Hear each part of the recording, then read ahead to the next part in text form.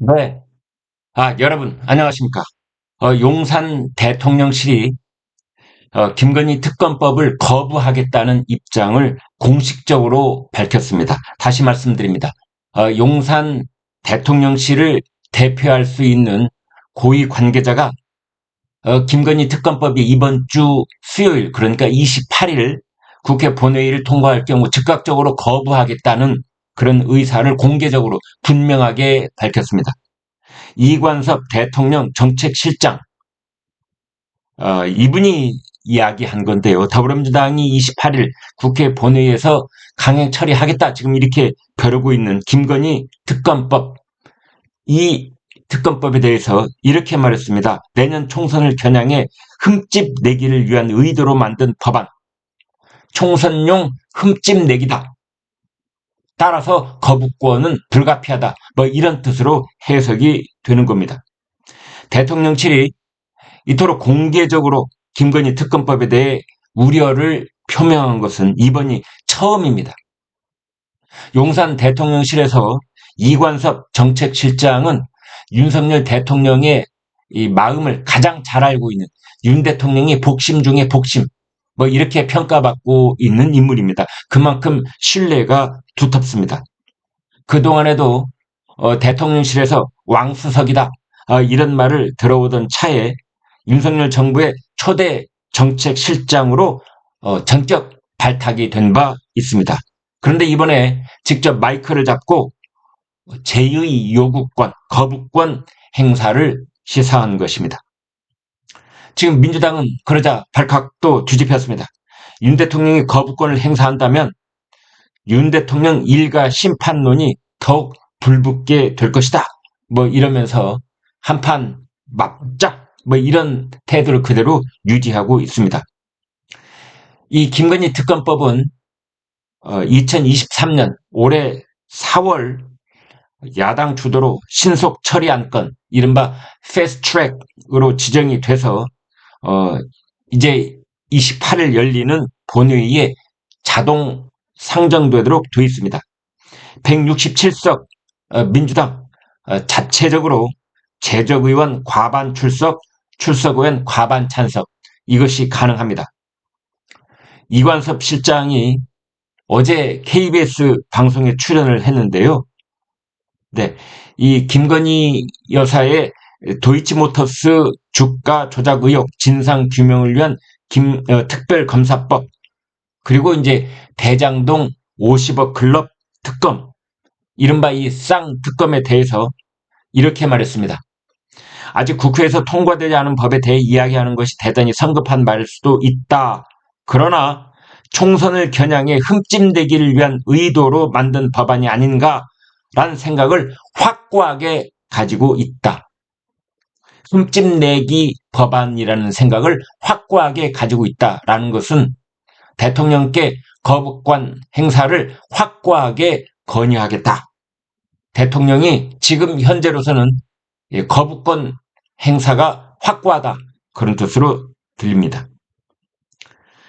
이제 이관섭 실장의 이런 발언은 본회의를 불과 나흘 앞두고 대통령실이 분명하고 공개적으로 거부권을 예고한 것이다, 이렇게 볼 수 있는 겁니다.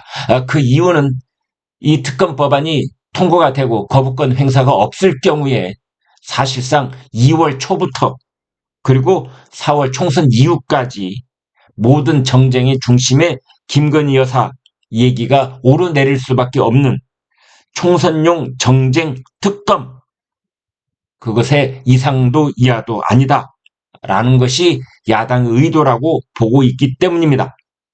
아니 뭐 이것은 의도를 그렇게 파악한다 말고 할 것도 없습니다. 야당 스스로가, 야당 지도부가 입만 열면 이번 총선은 김건희 특검으로 치르겠다, 이번 총선은 김건희 특검이다, 이렇게 공개적으로 야당부터가 얘기를 하고 있는 그런 법안입니다. 대통령실에서는 특히 이 쌍특검이 헌법 정신에 반하기 때문에 거부권 행사가 불가피하다, 이렇게 보고 있습니다. 국민의힘 지도부에서도 이 특검에 대해서 거부권 행사가 불가피하다. 건의할 수밖에 없다. 이제 이렇게 보고 있습니다. 특검 추천에 국민의힘을 제외하는 등 총선 기획용 독소조항으로 가득 차 있다. 그렇습니다. 이 김건희 특검법은 일단 특별검사 추천을 국민의힘은 할 수 없게 되어 있습니다.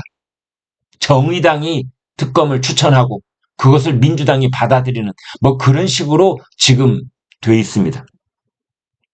그 다음에 이것을 매일같이 브리핑을 하도록 되어 있습니다. 생중계를 한다.